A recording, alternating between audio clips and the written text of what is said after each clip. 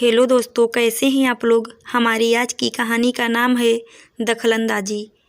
सुबह से ही पटेल परिवार अपनी लाडली बेटी और दामाद के स्वागत की तैयारियों में व्यस्त था। आखिर पूरे 2 महीने बाद पहली बार उनकी लाडली बेटी आयुषी 10 दिन के लिए मायके जो रहने आ रही थी।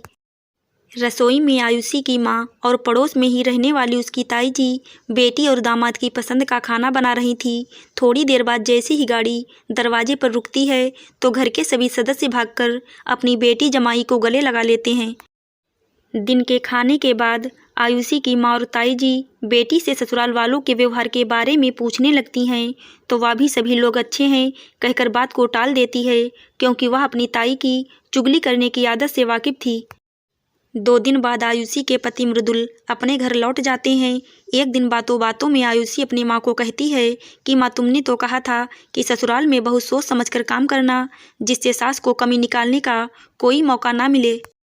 पर मेरे ससुराल में तो बिल्कुल उल्टा ही हिसाब है। मेरी सास तो बेचारी गऊ हैं, पर ससुर जी हर काम में दखल अंदाजी करते हैं। घर की साफ सफाई से लेकर खाना बनाने, मेरे बोलने चालने, सभी चीज़ों में उनको कमी ही दिखती है। हर बात पर मुझे टोकने की आदत तो आम ही है। माँ बेचारी बेटी की बातों को सुनकर हैरान तो थी, पर कहीं इन सब बातों से घर में क्लेश ना पैदा हो जाए, यह सोचकर अपनी ही बेटी को समझा बुझा देती हैं।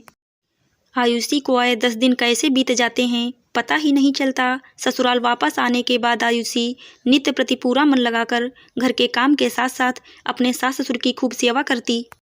सासू माँ तो बहू को उनकी इतनी सेवा करने के लिए खूब आशीर्वाद देती, पर ससुर जी आदत से मजबूर उसके हर काम में खामियां निकालते रहते।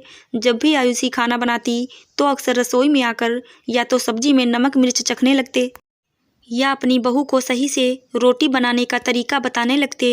जब वह घर की साफ सफाई करती तो उसे ढंग से काम करने का भाषण देने लगते। ससुर जी के इस तरह के व्यवहार से आहत आयुषी कई बार अपनी सास से इस बारे में बात करने की सोचती, पर अक्सर बीमार रहने वाली अपनी सास का मुंह देखकर चुप हो जाती।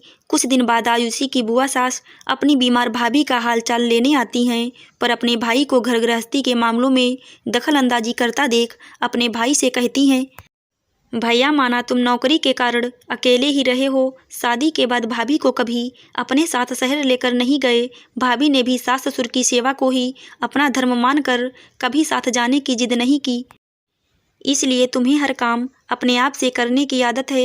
यही कारण है कि तुम्हें दूसरों का किया काम नहीं भाता। और रिटायर होने के बाद जब घर आए तो भाभी को बीमारियों ने घेर लिया। तब तुमने ही घर संभाला, पर रिश्तों को कैसे निभाते हैं यह आज तक तुम नहीं समझ पाए।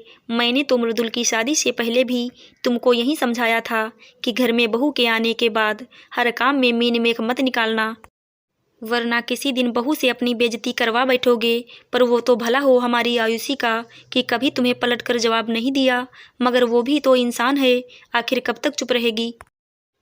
इसलिए बेहतर यही होगा कि समय रहते संभल जाओ। अब मृदुल और आयुषी का दायित्व है इस घर गृहस्थी को चलाने का। तुम और भाभी तो भगवान का नाम लो और घर के मंगल की कामना करो बस।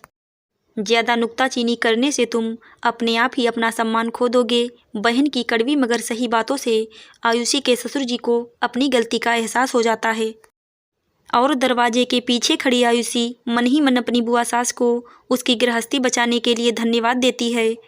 आशा करती हूँ दोस्तों आपको हमारी कहानी ज़रूर अच्छी लगी होगी। धन्यवाद।